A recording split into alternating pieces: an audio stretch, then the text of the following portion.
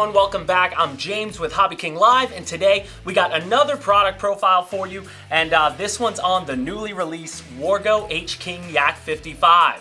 For those of you in the 3D discipline, you've probably come across a few Michael Wargo videos in your time. He does a lot of training videos, been in the hobby a long time. He designed this plate himself. He's been dying to get it released. We've been dying to get it released, and we're so glad that it's finally out. So this product profile is going to work just a little differently than normal because we're going to let Michael Wargo explain his plane to you a little bit, show you his footage of him flying it himself, doing all the moves he can do, and then we'll come back into the studio after that, take you through a build of the Michael Wargo Yak, and then finish up this video. So again, we'll throw it over to Michael Wargo. He's going to tell you all about his brand new Yak-55.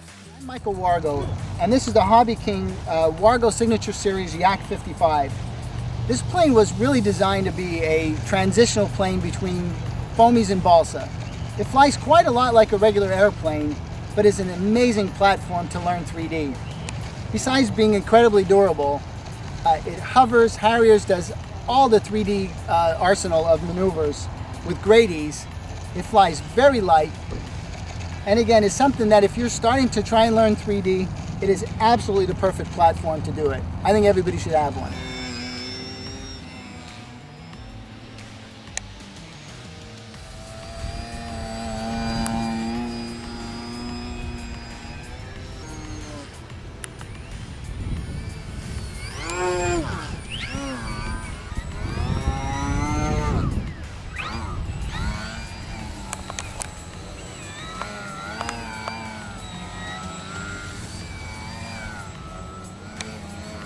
This Yak-55, I really believe is an ideal platform because of the way it rolls. It rolls very, very axially.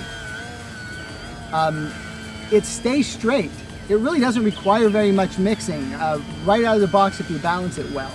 It flies on a nice small 3-cell battery. And the biggest thing for me is it flies very straight, very precise, and does every 3D maneuver in the envelope. And that, for me, is the most important part of this.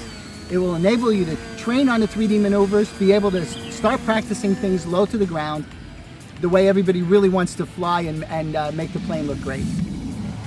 We tried very hard to come up with the perfect components for this plane as well. This is a Donkey ST3007 1100 kV motor, and this thing hauls this plane around perfectly. It's got plenty of power, it's not overpowered, it's lightweight, and this motor is very inexpensive.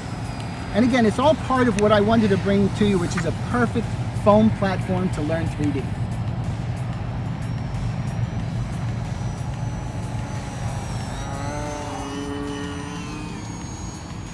We're doing everything in our power to set you up for complete success with this plane. The owner's manual has a lot of tips and tricks from me. It has my entire setup. You can see the deflection is ample deflection, but it's not too much. We need for you to have exactly the right resolution. Our low rates and high rate setups are all in the manual, and they're exactly as I fly it.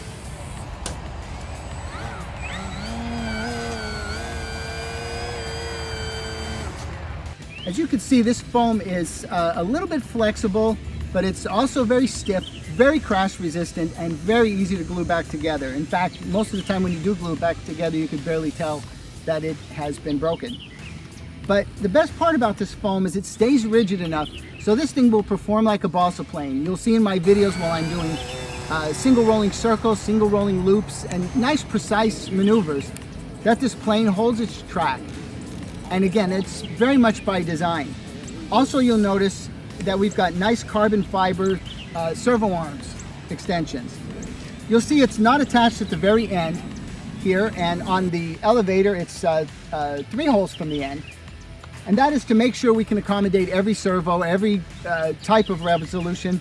But the bottom line is you want your servo travel adjust between 110 and 150% to make sure you get max throw, but you're also getting the maximum torque out of the servo. So be careful to make these calculations correctly.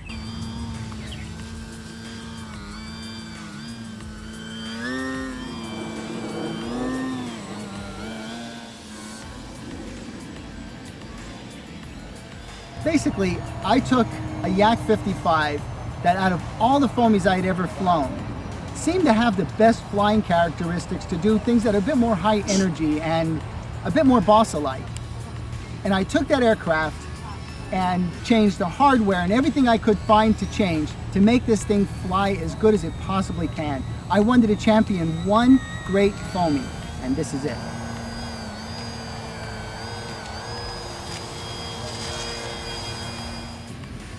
I hope everybody enjoys this aircraft as much as I do. I really enjoy flying it. It's the first aircraft I fly when I come out to the field to warm up, even before I fly my bigger balsa models. But you can do every maneuver in the envelope, and I'm telling you, you're really going to like it. Thank you so much, Michael Wargo. Awesome flying, awesome looking model. And now you're back in the studio with us, so let's just go over some of the spec, some of the recommended parts that we use to get this thing flying, or that you can use to get this plane flying, because again, it comes as a kit, and you're gonna have to buy the recommended parts, and then we're gonna take you a little back in time to when we built it, take you step by step through the build process, and wrap up this video. All right, guys, so the spec of this Yak-55, the fuselage length, that's going to be 1,080 millimeters, about 42 inches, a little over 42 inches. The wingspan is 1,096 millimeters, so just over 43 inches, and you're going to be flying with a weight of about 690 to 760 grams with the battery. Now, as far as the recommended parts that you're going to want to use to get this in the air, the motor, you have two choices. One is the Turnigy AeroDrive SK3. That's a 3530 1150 kV brushless outrunner. Or you can use the HobbyKing Donkey ST3007, and that's an 1100 kV brushless motor. We flew it on both, and it flew very well. As for the ESC, we used an Aerostar 30 amp, and that has a 2 amp BEC. The recommended propeller size is a 10 by 4.7 or 11 4x7. We were using 11 4.7. We have 4 Turnigy 113 Metal Gear servos, controlling the rudder, elevator, and ailerons. And lastly, you'll need a 4-channel receiver, and for the battery, we were flying it on a 1300 milliamp graphene LiPo, or you can go up to 1800 if you like. And now let's get right into the build. So first things first, here's what comes out of the box, guys. You're gonna get your fuselage. You're gonna get 2 wings, right and left wings with ailerons. Here's your rudder and your elevator. You're gonna have the landing gear with the wheels already attached.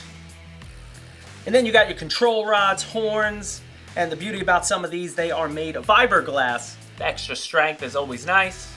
And out of the box, you also get a highly detailed instruction manual. So first things first, what you want to do, we did it right away to all 4 servos. You want to center them, and that's where we immediately installed the fiberglass servo extension arms onto the nylon servo arm. So you want to do this for all 4 first. Then when you finish that, the next step is going to be installing the servos into the ailerons. There was already a pre-cut servo slot, and here's where you're going to use those plywood servo mounts when you're fitting in your servo. Next step, you're going to want to install the push rod connectors, so the servo has something to attach to. So you're just going to slice those into the ailerons with a little razor blade, and then you're going to glue those right in. Now obviously you repeat this for both wings. And then after that, you're going to do the same thing for installing the servo into your elevator. And again, you're going to glue the elevator into the fuselage. Now one more time, you're going to install these servos as well to the rudder. Get that glued to the fuselage as well. Installing those fiberglass push rod connectors there. Now once you have that all taken care of, next step is going to be inserting the wing spar into the fuselage and then start putting on your wings. So here's where you're going to use the supplied rubber bands. After you've attached your wings, those rubber bands go right through a little slot on the fuselage to just hold those wings in place. And then after that, guys, the next step is going to be installing your motor and installing all of your electronics. The ESC has a nice location right on the front of the fuselage, as you'd expect. A nice hole for your 13 to 1800 LiPo battery. And then you're going to be good to go. Recommended CFG settings are in the back of the manual. They are recommending 110 to 130 millimeters from the leading edge of the wing. And also at the back, you'll find Michael Wargo's tips for your rates and exponential. And there you have it, guys. That'll do it for the Michael Wargo Yak-55 product profile. We thank you so much for tuning in, and we look forward to bringing you more planes, more product profiles, more content throughout our social media channels. So until the next one, we'll see you next time.